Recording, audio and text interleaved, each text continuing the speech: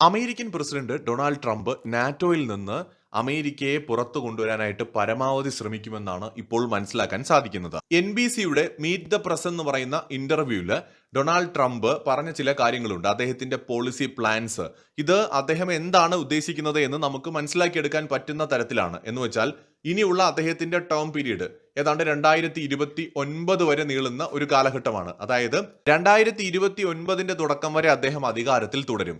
വളരെ പ്രധാനപ്പെട്ട ഒരു കാലയളവാണിത്. എന്ന് വെച്ചാൽ ലോകത്ത് സാങ്കേതിക വിദ്യാ രംഗത്തടക്കം വലിയ മാറ്റങ്ങൾ ഉണ്ടാകാൻ പോകുന്ന ഒരു പീരീഡാണിത്. ഇന്ത്യയെ സംബന്ധിച്ചിടത്തോളം 2030 മുമ്പ് തന്നെ ഇന്ത്യ വേൾഡിലെ തേർഡ് ലാർജസ്റ്റ് എക്കണോമി ആയിട്ട് മാറുമെന്നുള്ള സ്റ്റഡീസ് ഒക്കെ നേരത്തെ തന്നെ വന്നിട്ടുണ്ട്. സോ ഇന്ത്യയിലും വളരെ വലിയൊരു പുരോഗതി ഉണ്ടാവാൻ പോകുന്ന ഒരു കാലമാണ്. അതോടൊപ്പം തന്നെ ഇന്ത്യയുടെ പൊളിറ്റിക്കൽ സിസ്റ്റത്തിലും കാര്യമായ മാറ്റങ്ങൾ ഉണ്ടാവും. എന്ന് വെച്ചാൽ കൂടുതൽ മണ്ഡലങ്ങൾ പുനർനിർണയം ഉൾപ്പെടെയുള്ള കാര്യങ്ങൾ, സെൻസസ്, കൂടുതൽ സീറ്റുകൾ, ലോകസഭാ സീറ്റുകൾ, രാജ്യസഭാ സീറ്റുകൾ, നിയമസഭാ സീറ്റുകൾ അടക്കം കൂടുതലായിട്ട് വരാം. ഒരു രാജ്യം ഒരു തെരഞ്ഞെടുപ്പ്, സ്ത്രീകളുടെ പ്രാതിനിധ്യം വർദ്ധിപ്പിക്കാൻ പോവുകയാണ്. 2029 ഇന്ത്യയിൽ നടക്കാൻ പോകുന്ന തെരഞ്ഞെടുപ്പും ഇന്ത്യയെ സംബന്ധിച്ചിടത്തോളം വളരെ പ്രധാനപ്പെട്ട ഒരു തെരഞ്ഞെടുപ്പായിരിക്കും. അങ്ങനെ ഇന്ത്യക്കും ഈ ഒരു കാലയളവ് വളരെ പ്രധാനപ്പെട്ട ഒരു കാലമാണ്. അപ്പോൾ ഇതേ സമയത്ത് തന്നെയാണ് അമേരിക്കൻ പ്രസിഡന്റായിട്ട് ട്രംപ് വരുന്നത് എന്നത് ഒരു പക്ഷേ നമുക്ക് ഗുണമായിട്ട് മാറിയേക്കാം. എന്തായാലും ട്രംപിന്റെ ഫോറിൻ പോളിസി, അദ്ദേഹത്തിന്റെ സോഷ്യൽ സെക്യൂരിറ്റിയുമായി ബന്ധപ്പെട്ട നിലപാടുകൾ, ടാക്സ് റീഫോംസ്, അതുപോലെ നിരവധി വിഷയങ്ങളിലുള്ള അദ്ദേഹത്തിന്റെ പ്ലാനുകളെ കുറിച്ച് അദ്ദേഹം വെളിപ്പെടുത്തുന്നുണ്ട്. അതിൽ പ്രധാനപ്പെട്ട പ്ലാനുകളിൽ ഒന്ന് ഡീപ്പോർട്ടേഷൻ ആണ്. അതായത് അൺഡോക്യുമെന്റഡ് ആയിട്ടുള്ള ഇമിഗ്രൻസിനെ രാജ്യത്ത് നിന്ന് പുറത്താക്കുക. അതായത് വ്യാജരേഖകളുമായിട്ടോ അല്ലെങ്കിൽ അനധികൃതമായിട്ടോ അമേരിക്കയിൽ കുടിയേറി വന്നിട്ടുള്ള ആൾക്കാരെ ഡീപ്പോർട്ട് ചെയ്യുക എന്നുള്ളതാണ് തന്റെ ആദ്യ പോളിസികളിൽ ഒന്നെന്ന് വളരെ വ്യക്തമായിട്ട് ട്രംപ് വെളിപ്പെടുത്തി കഴിഞ്ഞു. ട്രംപ് പറഞ്ഞ വേറെയും ഒരുപാട് വിഷയങ്ങളുണ്ട്. ഫാമിലി പോളിസിയുമായിട്ട് ബന്ധപ്പെട്ട്, അതുപോലെ തന്നെ അബോർഷന്റെ കാര്യങ്ങൾ, അതുപോലെ ടാക്സുമായി ബന്ധപ്പെട്ട്, അതൊക്കെ അവരുടെ രാജ്യവുമായി ബന്ധപ്പെട്ട കാര്യങ്ങളാണ്. എന്നാൽ ഇതിലേറെ പ്രധാനപ്പെട്ടത് ഫോറിൻ പോളിസിയുമായി, വിശേഷിച്ച് നാറ്റോയുമായിട്ട് ബന്ധപ്പെട്ട് ട്രംപ് പറഞ്ഞ കാര്യങ്ങളാണ്. ഒപ്പം യുക്രൈനുമായി ബന്ധപ്പെട്ട കാര്യങ്ങളും. ഫോറിൻ പോളിസിയുമായി ബന്ധപ്പെട്ടുള്ള ട്രംപിന്റെ നയങ്ങൾ തന്നെയാണ് ലോകം ഉറ്റുനോക്കുന്നത്. നാറ്റോയിൽ united states of America continue ചെയ്യുന്നത് സംശയത്തോടെയാണ് ട്രംപ് കാണുന്നത്. അതായത് അത് ആവശ്യമുണ്ടോ എന്ന് ഞാനിപ്പോൾ സംശയിക്കുകയാണ് എന്ന ഒരു സ്റ്റാൻഡാണ് അദ്ദേഹം എടുത്തത്.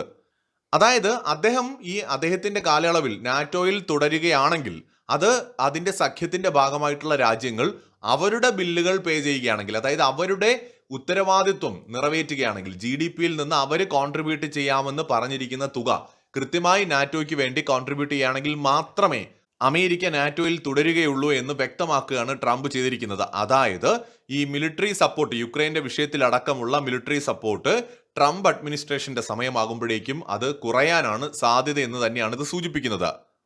ട്രംപിന്റെ കാലയളവിൽ US-ൽ നിന്ന് യുക്രൈന് കാര്യമായിട്ടുള്ള മിലിറ്ററി എയ്ഡൊന്നും കിട്ടാൻ പോകുന്നില്ല എന്നും ഇത് വ്യക്തമാക്കുന്നുണ്ട്. അതായത് അമേരിക്കൻ ജനതയുടെ പണം, ടാക്സ് പണം അനാവശ്യമായി കളയാൻ തന്നെ കിട്ടില്ല എന്നുള്ള ഒരു നിലപാടാണ് ട്രംപ് സ്വീകരിക്കുന്നത്. ഇത് ഒരു പക്ഷേ യുദ്ധം അവസാനിപ്പിക്കുന്നതിലേക്ക് എത്തിക്കുമെന്ന് റഷ്യ പ്രതീക്ഷിക്കുകയും ചെയ്യുകയാണ്.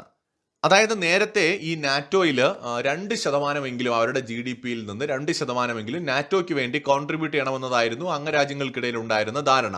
അത് തന്നെ പല രാജ്യങ്ങളും ഇന്ന് നൽകുന്നില്ല എന്നാണ് ട്രംപ് പറയുന്നത്.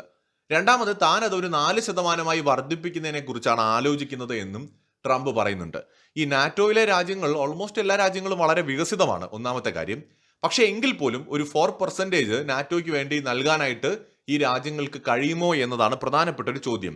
ഒരിക്കലും സാധ്യമല്ലാത്ത ഒരു നിബന്ധന മുന്നോട്ട് വെച്ച് ആ പേര് പറഞ്ഞ് നാറ്റോയിൽ നിന്ന് പിന്മാറാനാണ് ട്രംപ് ശ്രമിക്കുന്നത് എന്നാണ് ഇവിടെ വളരെ പ്രധാനപ്പെട്ട നിരീക്ഷകരായിട്ടുള്ള എല്ലാ ആൾക്കാരും ഈ വിഷയത്തിൽ പ്രതികരിക്കുന്നത്. അതായത് ട്രംപിന്റെ ഉദ്ദേശം എങ്ങനെയും നാറ്റോയിൽ നിന്ന് പുറത്തു കിടക്കണം. കാരണം കൂടുതൽ പ്രശ്നങ്ങളിൽ പോയി തലയിടാൻ US ആഗ്രഹിക്കുന്നില്ല. ഇപ്പോൾ നാറ്റോയിലെ അംഗരാജ്യങ്ങൾ കഴിഞ്ഞ നൂറ്റാണ്ടിൽ ഉണ്ടാക്കിയ ഒരു കരാറിന്റെ പേരിൽ അമേരിക്കയുടെ സുരക്ഷ വളരെയധികം അനുഭവിക്കുകയാണ്. ഈ സുരക്ഷ നൽകുന്നതിന് വേണ്ടി അമേരിക്ക ഒരുപാട് പണം ചെലവാക്കുകയാണ്. ഈ പണം അമേരിക്ക അവരുടെ രാജ്യത്ത് തന്നെ ഇൻവെസ്റ്റ് ചെയ്യുകയാണെങ്കിൽ, അവരുടെ റിസർച്ചുകൾക്ക് വേണ്ടി, അവരുടെ മറ്റ് മിഷൻസിന് വേണ്ടി, അത് സ്പേസ് ഉൾപ്പെടെയുള്ള മിഷൻസിന് വേണ്ടിയൊക്കെ യൂസ് ചെയ്യുകയാണെങ്കിൽ അത് തീർച്ചയായും അവരുടെ രാജ്യത്തിന്റെ അഭിവൃദ്ധിക്ക് കാരണമാകും. ഒരു കാര്യവുമില്ലാതെ 10-30 പേരെ തീറ്റിപ്പോറ്റേണ്ട കാര്യം അമേരിക്കയ്ക്കില്ല എന്നൊരു നിലപാടിലേക്കാണ് ട്രംപ് പോകുന്നത്. ഈയിടെ നമ്മൾ ഇതിനെക്കുറിച്ച് ഡീറ്റെയിൽ ആയിട്ടുള്ള ഒരു വീഡിയോ ചെയ്തിട്ടുണ്ട്. കുറച്ചുനാൾ മുമ്പാണ് French president Emmanuel Macron European രാജ്യങ്ങൾ അമേരിക്കയെ ഡിപ്പെൻഡ് ചെയ്ത് നിൽക്കുന്നത് അവസാനിക്കാൻ പോവുകയാണ്, അല്ലെങ്കിൽ അതിൽ നിന്ന് ഒരു പുനർവിചിന്തനം നടത്തേണ്ട ആവശ്യമുണ്ട്, നമ്മൾ നമ്മുടേതായ രീതിയിലുള്ള സുരക്ഷാ സംവിധാനങ്ങൾ ആലോചിക്കേണ്ട സമയമായിരിക്കുന്നു എന്ന് പറഞ്ഞത്. അത് ട്രംപിന്റെ ഒരു നിലപാട് കൂടി ഇതിനകത്ത് നമ്മൾ കാണണം. 10-20 വർഷത്തോളം അമേരിക്ക അഫ്ഗാനിസ്ഥാനിൽ പൊടിച്ചത് ബില്യൺ കണക്കിന് US ഡോളറാണ്. എന്നാൽ ഈ ഒരു 20 വർഷത്തോളം നീണ്ടുനിന്ന അമേരിക്കയുടെ അഫ്ഗാൻ അധിനിവേശം അവസാനിപ്പിച്ച് മിലിറ്ററി അവിടെ നിന്ന് പിൻവലിക്കാനുള്ള ഒരു തീരുമാനം 2020 എടുത്തത് ഡൊണാൾഡ് ട്രംപിന്റെ ദോഹ എഗ്രിമെന്റ് ആണ്. ട്രംപ് നേതൃത്വം കൊടുത്ത് ഖത്തറിൽ ദോഹയിൽ വെച്ച് ഫെബ്രുവരി 2020 നടന്ന താലിബാനുമായിട്ട് നടന്നൊരു ചർച്ചയിൽ അങ്ങോട്ടും ഇങ്ങോട്ടും അവര് സംസാരിച്ചു, ഡിമാൻഡുകൾ സെറ്റ് ചെയ്തു. അങ്ങനെ US സൈന്യത്തെ അവിടെ നിന്ന് പിൻവലിക്കുക എന്ന സുപ്രധാനപ്പെട്ട തീരുമാനം കൈക്കൊള്ളുന്നത് ഈ ഒരു ട്രംപിന്റെ ഭരണകാലത്താണ്. പിന്നീട് ബൈഡന്റെ കാലത്ത് അത് പൂർത്തിയാവുകയും ചെയ്യുന്നു. അപ്പോൾ ഇത് ട്രംപിന്റെ വലിയ ഒരു സ്വപ്നമായിരുന്നു. കാരണം അമേരിക്കൻ ജനതയുടെ നികുതി പണം അനാവശ്യമായിട്ട് നഷ്ടപ്പെടുത്താൻ താൻ ആഗ്രഹിക്കുന്നില്ല എന്നതാണ് ട്രംപിന്റെ ഒരു പോളിസി. ആ നിലയ്ക്ക് നോക്കുകയാണെങ്കിൽ നാറ്റോയുടെ കാര്യം ട്രംപ് പറയുമ്പോൾ അത് കുറച്ച് സീരിയസ് ആണ്. അപ്പൊ അങ്ങനെ വന്നാൽ എന്തായിരിക്കും ഈ നാറ്റോയിലെ അംഗരാജ്യങ്ങളുടെ അവസ്ഥ? ഫ്രാൻസ്, UK, യുണൈറ്റഡ് കിങ്ഡം, ഇത് രണ്ടും UN രക്ഷാസമിതിയിലെ സ്ഥിരാംഗങ്ങളും ആണവ രാജ്യങ്ങളുമാണ്. അവർ വളരെയധികം പവർഫുൾ ആണ്. പിന്നെ അത് കഴിഞ്ഞാൽ നമുക്ക് പറയാൻ പറ്റുന്നത് ജർമ്മനി, ഇറ്റലി, സ്പെയിൻ ഇങ്ങനെയുള്ള രാജ്യങ്ങളാണ്. അതുപോലെ തുർക്കി, ഇവരൊക്കെ തന്നെ തരക്കേടില്ലാത്ത അത്യാവശ്യം സ്ട്രോങ് ആയിട്ടുള്ള രാജ്യങ്ങളാണ്. ഇതിൽ ഒരുപാട് ദുർബലരായിട്ടുള്ള രാജ്യങ്ങളുണ്ട്. ഇപ്പൊ ലക്സംബർഗ് വളരെ ചെറിയൊരു രാജ്യമാണ്, എന്നാൽ വളരെയധികം സമ്പന്നമാണ്. പക്ഷേ ശക്തമായ ഒരു സൈന്യമോ കാര്യങ്ങളോ ഒന്നും ഇല്ലാത്ത ഒരു രാജ്യമാണ് ഈ ലക്സംബർഗ് എന്ന് പറയുന്നത്. ഏതാണ്ട് 32ഓളം മെമ്പേഴ്സ് ഉള്ള ഒരു ഓർഗനൈസേഷനാണ് Albania, Belgium, Bulgaria, Canada, Croatia, ചെക്ക് Republic, Denmark, Estonia, Finland, France, Germany, Greece, Hungary, Iceland, Italy, Latvia, Lithuania എന്ന് പറഞ്ഞിട്ട് കുറേ രാജ്യങ്ങൾ, നെതർലൻഡ്സ്, നോർത്ത് മാസിഡോണിയ, അതുപോലെ Norway, Poland, Portugal, Romania, Slovakia, Slovenia, Spain, Sweden, തുർക്കി, UK, US, ഇങ്ങനെ ഒരു നീണ്ട നിര, ഇത്രയും രാജ്യങ്ങൾ അടങ്ങുന്നതാണ് ഈ നാറ്റോ എന്ന് പറയുന്നത്. അപ്പോൾ അമേരിക്കയാണ് ഇതിലെ നട്ടെല്ലെന്ന് പറയുന്നത്. അമേരിക്ക ഇല്ലെങ്കിൽ അതിന്റെ സ്ട്രെങ്ത് വളരെയധികം ചോർന്നു പോകും. ഫ്രാൻസും ബ്രിട്ടനും ചിലപ്പോൾ നേതൃത്വം കൊടുത്തുകൊണ്ടുള്ള ഒരു നാറ്റോ നിലവിൽ നിലനിൽക്കാം. എന്നാലും അത് എക്സിസ്റ്റ് ചെയ്യും. പക്ഷേ US ഉള്ളപ്പോൾ ഉള്ളതുപോലത്തെ ഒരു സ്ട്രെങ്ത് പിന്നെ നാറ്റോയ്ക്ക് ഉണ്ടാകില്ല എന്നുള്ളതാണ് ഇവിടെ ഒരു പ്രധാനപ്പെട്ട കാര്യം. അപ്പൊ നാറ്റോ പൊളിയാതിരിക്കാൻ ഈ രാജ്യങ്ങൾ പരിശ്രമിച്ചേക്കാം. പക്ഷേ ട്രംപ് ഏത് വിധേനയും പോസിബിൾ അല്ലാത്ത നിബന്ധനകൾ വെച്ച്, അല്ലെങ്കിൽ പ്രാക്ടിക്കൽ അല്ലാത്ത നിബന്ധനകൾ വെച്ച് ഇതിൽ നിന്ന് പിന്മാറാൻ ശ്രമിക്കാം. അങ്ങനെ സംഭവിച്ചാൽ സ്വാഭാവികമായിട്ട് യൂറോപ്പും US തമ്മിലുള്ള ബന്ധത്തിൽ ചില വിള്ളലുകൾ വീഴും. അത് ഇന്ത്യയെ പോലെ വളർന്നു വരുന്ന രാജ്യങ്ങൾക്ക് ഗുണമേ ചെയ്യൂ. ഇന്ത്യ യൂറോപ്പ് ബന്ധം കൂടുതൽ ശക്തമാകും. ഈ അടുത്ത കാലത്തായിട്ട് നിങ്ങൾ ശ്രദ്ധിച്ചാൽ മതി, ജർമ്മനിയുടെ ചാൻസലർ ഇന്ത്യയിൽ വന്നിരുന്നു. അതുപോലെ തന്നെ നമ്മൾ ജർമ്മനിയുമായിട്ടും ഇറ്റലിയുമായിട്ട് ഉള്ള ബന്ധം ശക്തമാക്കിയിട്ടുണ്ട്. നെതർലാൻഡുമായിട്ടുള്ള ബന്ധം ശക്തമാക്കിയിട്ടുണ്ട്. അതുപോലെ തന്നെ സ്പെയിനുമായിട്ടുള്ളയും സ്വീഡനുമായിട്ടുള്ള ബന്ധം ശക്തമായിട്ടുണ്ട്. പോർച്ചുഗലുമായിട്ടുള്ള ബന്ധവും പോളണ്ടുമായിട്ടുള്ള ബന്ധവും നോർവേ ആയിട്ടുള്ള ബന്ധവും നമ്മൾ ശക്തമാക്കിയിട്ടുണ്ട്. ഡെൻമാർക്കുമായിട്ടുള്ള ബന്ധവും ഫിൻലാൻഡുമായിട്ടുള്ള ബന്ധം, ഗ്രീസുമായിട്ടുള്ള ബന്ധം വളരെ ഇമ്പോർട്ടൻ്റ് ആണ്. ഈ റിലേഷൻസ് എല്ലാം ഇന്ത്യ വളരെയധികം ശക്തമാക്കിയിട്ടുണ്ട്. ഹംഗറി, ഐസ്ലൻഡ് തുടങ്ങിയ രാജ്യങ്ങളുമായിട്ടുള്ള ബന്ധവും ഇന്ത്യ മെച്ചപ്പെടുത്തിക്കൊണ്ടിരിക്കുകയാണ്. സോ ഇതിൽ തന്നെ പോർച്ചുഗല്, അതുപോലെ നെതർലൻഡ്, അതുപോലെ ഫിൻലൻഡ്, ഫ്രാൻസ്, ജർമ്മനി, ഗ്രീസ്, ഈ രാജ്യങ്ങളൊക്കെ, ഇറ്റലി, നമുക്കറിയാം ഇറ്റലിയുമായിട്ട് വളരെ ക്ലോസ് ആയിട്ടുള്ള ഒരു റിലേഷൻ ഉണ്ട്. സോ ഈ രാജ്യങ്ങളൊക്കെ തന്നെ ഇന്ത്യയെ വളരെയധികം സപ്പോർട്ട് ചെയ്യുന്നുമുണ്ട്. അപ്പൊ US ഏതെങ്കിലും തരത്തിൽ നാറ്റോയിൽ നിന്ന് പുറത്തു വരികയാണെങ്കിൽ ഇന്ത്യ US ബന്ധം കൂടുതൽ ശക്തമാകാനുള്ള ഒരു സാധ്യത എവിടെയുണ്ട്, പ്രത്യേകിച്ച് ട്രംപ് ഇരിക്കുന്നുണ്ട്.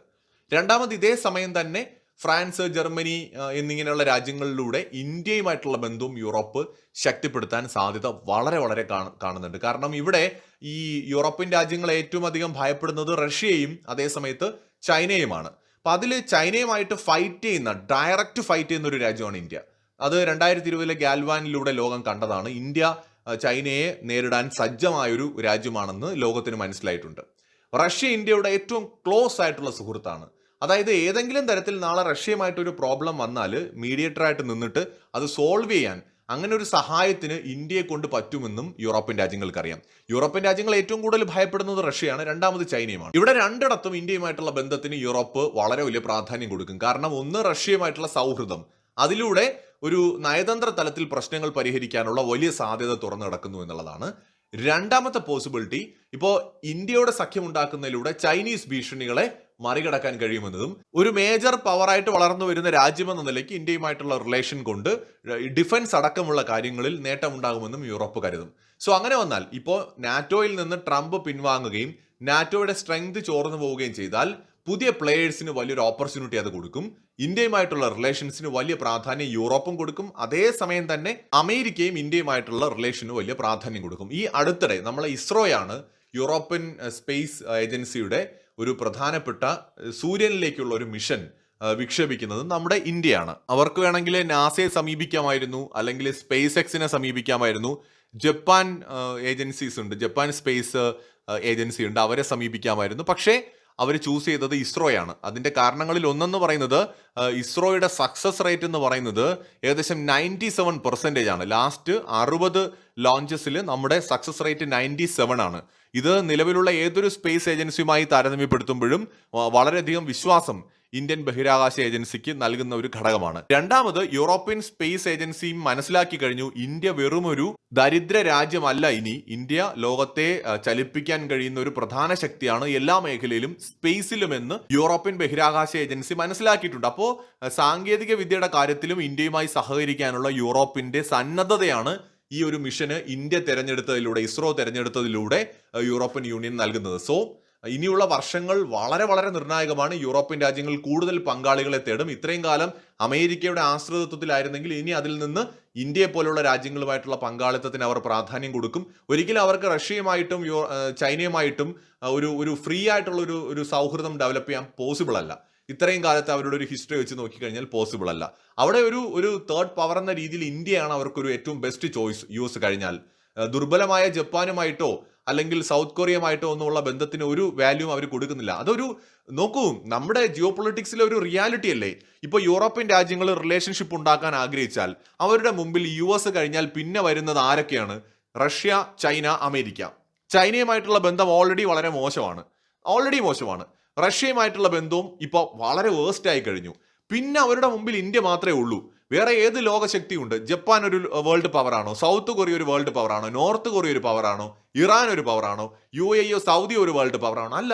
ഇന്ത്യ മാത്രമേ ഉള്ളൂ. പാകിസ്ഥാൻ ഒരു വേൾഡ് പവറാണോ? അല്ല. അപ്പൊ ഇന്ത്യ മാത്രമേ അവരുടെ മുമ്പിൽ ഒരു ചോയ്സ് ഉള്ളൂ. ഇന്ത്യയുമായിട്ടുള്ള ഒരു റിലേഷൻ, നല്ല രീതിയിൽ ഒരു ഹെൽത്തി റിലേഷൻ ഡെവലപ്പ് ചെയ്യാൻ യൂറോപ്പ് ശ്രമിക്കും. അതിപ്പോ നാറ്റോ തകർന്നില്ലെങ്കിലും അത് സംഭവിക്കും. പക്ഷേ നാറ്റോ തകർന്നാൽ അത് വളരെ വേഗത്തിൽ കൂടുതൽ പവർഫുൾ ആയിട്ടുള്ള ഒരു റിലേഷൻ ഡെവലപ്പ് ആവാൻ പോസിബിലിറ്റി ഉണ്ട്. യു.എസും അങ്ങനെയാണ്. ദുർബലമായ യൂറോപ്യൻ രാജ്യങ്ങളെക്കാൾ കൂടുതൽ ട്രംപ് അത്യാവശ്യം പവർഫുൾ ആയിട്ടുള്ള ഇന്ത്യയുമായിട്ടുള്ള ഒരു ഫ്രണ്ട്ഷിപ്പിന് തന്നെയായിരിക്കും പ്രാധാന്യം കൊടുക്കുന്നത്. ലയബിലിറ്റി കുറവാണ്. അതായത് ഇന്ത്യയെ ചൈന ആക്രമിച്ചാൽ യു.എസും കൂടെ ആക്രമിക്കണമെന്നുള്ള ഒരു നിബന്ധനയുള്ള റിലേഷൻ അല്ല. മറ്റത് ഏതെങ്കിലും ഒരു യൂറോപ്യൻ രാജ്യത്തിനെ റഷ്യ ആക്രമിച്ചാൽ നാറ്റോ മെമ്പർ ആയി കഴിഞ്ഞാൽ അമേരിക്കയും കൂടെ അവിടെ കൊണ്ട് തലവെക്കണം.